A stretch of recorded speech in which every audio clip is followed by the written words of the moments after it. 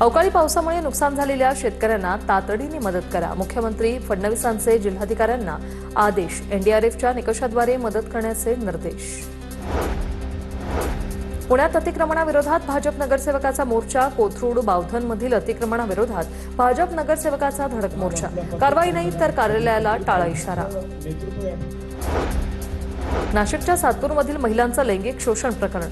रवींद्र एरंडेंच्या कार्यालयातून सापाची कात, पक्षाचे अवयव जप्त. महिला अत्याचार प्रकरणातील व्हिडिओ काढल्याप्रकरणी रवींद्र एरंडे अटकेत. अहिल्यानगरच्या राहुरी विधानसभा पोटनिवडणुकीसाठी एकूण 30 उमेदवारांकडून 42 उमेदवारी अर्ज दाखल. आज झालेल्या छाननी प्रक्रियेत 7 उमेदवारांचे अर्ज अपात्र, एका उमेदवाराकडून उमेदवारी अर्ज माघारी, तर 23 उमेदवारांचे अर्ज वैध ठरले.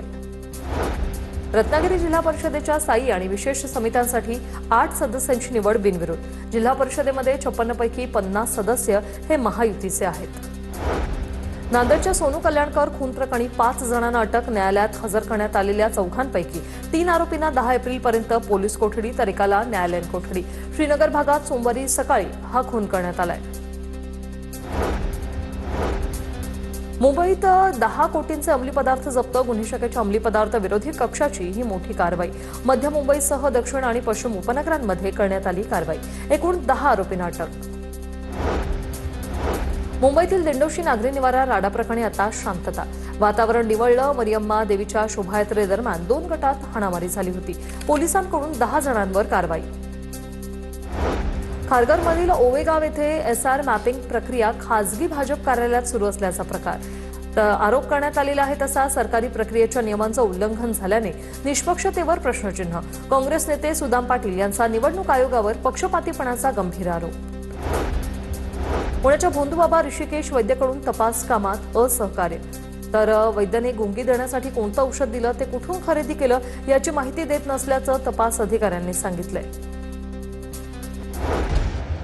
जळगावच्या मुक्ताईनगरमध्ये कुहाकाकोडा येथे विराट हिंदू संमेलनाचं आयोजन. मोठ्या संख्येने महिलांसह नागरिकांची उपस्थिती. भव्य मिरवणुकीत जय श्री रामाचा जयघोष. महिलांची लक्षवेधी उपस्थिती. एप्रिलपासून वीज बिलात कपात होणार आहे. 100 ते 500 युनिट वापर असलेल्या ग्राहकांची वर्षाला 225 ते 1350 रुपयांपर्यंत बचत होईल. महाराष्ट्र वीज नियामक आयोगाच्या अंतिम आदेशामुळे ग्राहकांना दिलासा. राज्यातील खासगी बालवाड्यांसाठीची नियमावली लाल फितीत अडकली. राज्य सरकारकडून अंतिम मंजुरीची प्रतीक्षा. खासगी बालवाड्या पूर्व प्राथमिक वर्ग अजूनही अनियंत्रितच असल्याचं चित्र. पुणे जिल्हा परिषदेकडून सरकारने थकबाकी देण्याच्या मागणीवर जोर. गेल्या वर्षात 248 कोटी रुपये मिळाले, मात्र सरकारकडे अद्याप 394 कोटी 60 लाख रुपयांचं मुद्रांक शुल्क थकीत. या निधीमुळे ग्रामीण भागातील विकास कामांना मोठी गती मिळण्याची अपेक्षा. विद्याविहार एसयूव्ही अपघात प्रकरणी मुंबई उच्च न्यायालयात अल्पवयीन आरोपीच्या वडिलांना मंजूर झालेला जामीन रद्द करण्यासाठी हायकोर्टात याचिका. पुराव्यांची छेडछाड आणि साक्षीदारांवर दबाव टाकल्याचा याचिकेत आरोप.